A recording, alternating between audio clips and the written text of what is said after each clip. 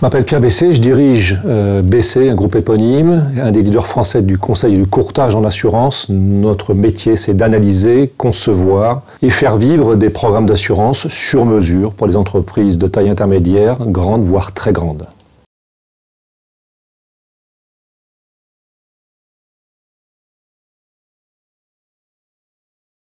Trois problématiques, à mon sens, reviennent. La première problématique, c'est une problématique de prise de conscience. Là, on a deux périodes face à nous, je dirais. Cette période pré-crise sanitaire, où là, véritablement, la prise de conscience n'était pas à l'ordre du jour dans les entreprises.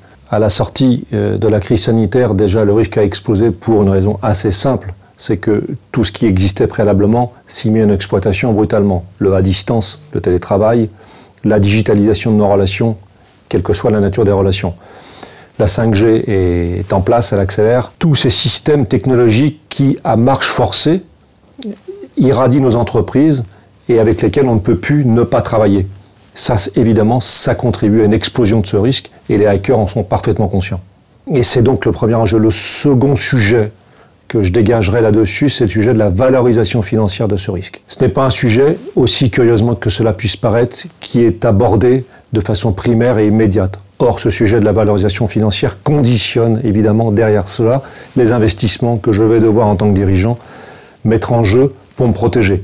Or, typiquement, et on l'a vu dans la crise sanitaire, l'arrêt d'activité ou la perturbation d'activité n'est pas forcément avec un impact identique sur une entreprise qui peut avoir un business récurrent, une entreprise qui peut s'arrêter du jour au lendemain, quelle que soit la taille de l'entreprise, j'insiste bien.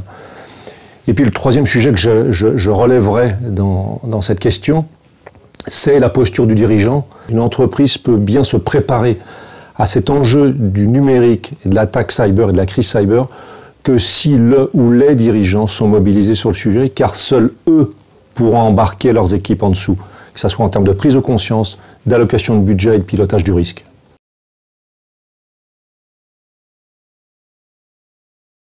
La cyber-résilience, je la qualifierais de la capacité de l'entreprise à se relever plus qu'à résister. D'abord être proactif, être vraiment proactif, un petit peu comme dans le pilotage de sa santé.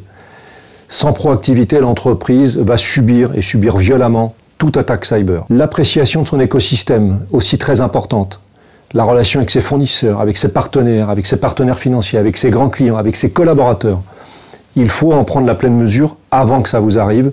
C'est également un élément fort de la proactivité. Je dirais ensuite l'anticipation, se préparer, se mettre en situation. Et évidemment, on parle tous de gestion de crise, de cartographie.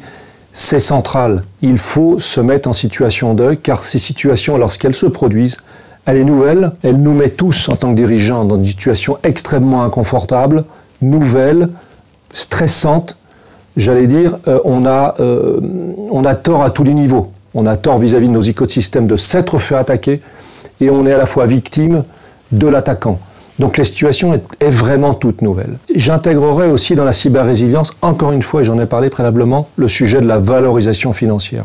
J'insiste bien, il est central, il doit être mesuré, il est difficile à approcher et justement, il faut s'y prêter avant et non pas le jour où. En matière de cyber et de risque cyber, le sujet, à mon sens, n'est pas de savoir si je vais être attaqué, le sujet est de savoir quand je vais être attaqué. Alors, l'assurance là-dedans, oui, très clairement, elle va contribuer à la cyber-résilience parce que ça va être une des briques du pilotage de ce risque et une brique peut-être fort utile à la fois en termes d'accompagnement au jour du sinistre, s'il arrive, et évidemment en termes de financement au jour du sinistre, s'il arrive. C'est le rôle de l'assurance. Et puis je rajouterai dernière chose dans est-ce que l'assurance peut être une des briques de la cyber-résilience? La réponse est oui, mais aujourd'hui, l'assurance en tant que telle ne se suppose plus sans une préparation amont extrêmement puissante de l'entreprise sur toute cette composante.